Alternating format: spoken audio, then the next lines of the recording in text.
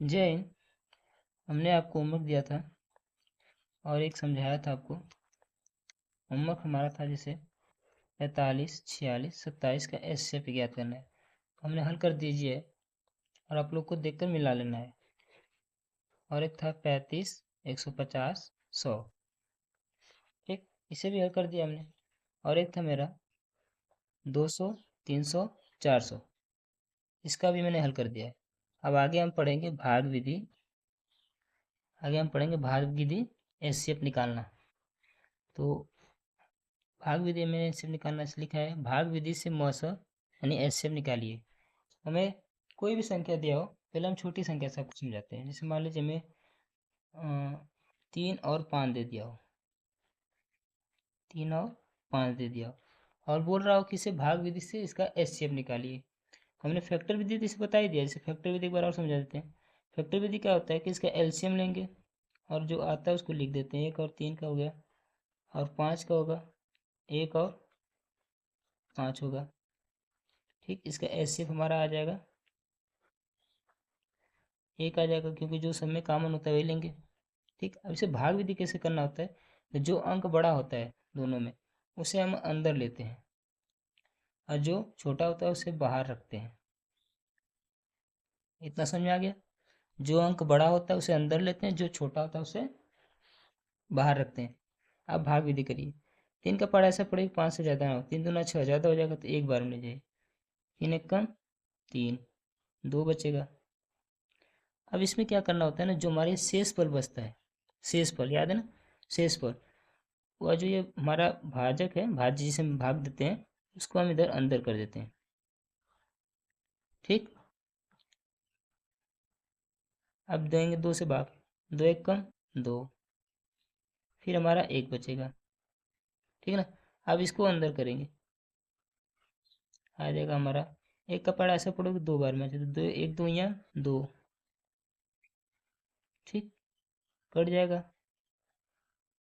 जब तक भाग एचसीएफ में भाग विधि में होता है कि जब तक लास्ट में जीरो ना आ जाए, यानी इसे कट कर सकते हैं या जीरो लिख सकते हैं। जब तक जीरो ना आ जाए तब तक हम करते रहेंगे और जहाँ हमारा जीरो आ जाता है वही हमारा एचसीएफ हो जाता है। क्या हो जाता है?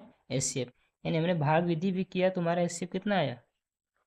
1 आया। ठीक, यहीं पर हमने आपको देखिए फैक्टर विधि भी समझा दिया, फैक्टर विधि बताए भी थे। आज भाग विधि बताना था तो भाग विधि समझा दी। मान लीजिए कोई भी अंक ले लीजिए थोड़ा सा और ज़्यादा। ठीक, मान लीजिए हमने कोई भी अंक ले लिया, थोड़ा बड़ा ले लेते हैं। 24 और 16 ले लेते हैं। 24 और 16 ले लेते हैं।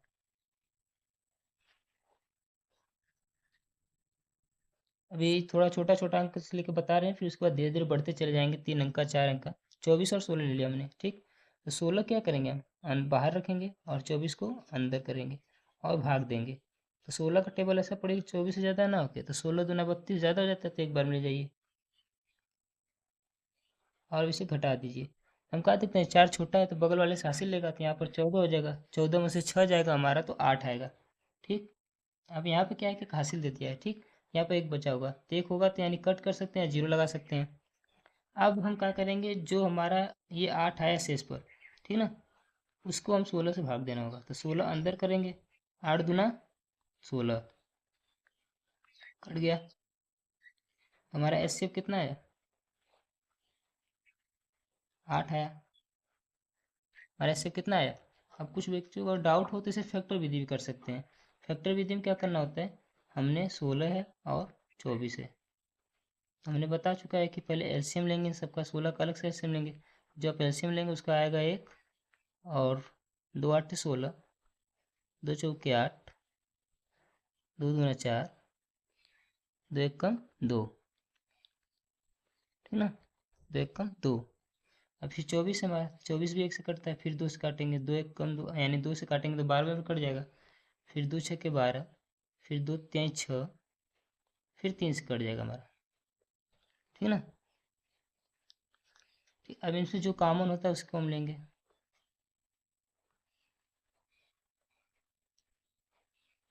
और सबका गुणा कर सकते हैं। एक रहेगा पहले, फिर 2, फिर 2, फिर 2, गुणा कर देंगे, 2 दूना 4, 4 दूना 8, 8 एकम 8, हमारे से कितना है 8। यानी हम क्या देखते हैं, हमारे दोनों विधि एक ही चीज आएगा, एक ही आंसर आएगा, सिर्फ करने का तरीका अलग होता है। हाँ, भाग विधि क्यों बताया जाता है हम आपको ये बता देते हैं। भाग विधि इसलिए बताया जाता है कि जब अंक बड़ा बड़ा हो, जैसे मान लीजिए 24, 16, 10, 100, 500 का निकालना है तो हम छोटा छोटा निकाल लेते हैं। अब से अंक हमें दे देगा 8816 का ऐसे, 8816 और 2225 का ऐसे, बताइए इन सब बड़े बड़े अंक के लिए हमें भाग विधि करना होता है। ठीक, तो हमने आपको भाग विधि आज तो समझा दिया। इस पर कुछ सवाल देते हैं होमवर्क के लिए, और आप लोग कर कर आइएगा, फिर इस पर हम आगे बताएंगे।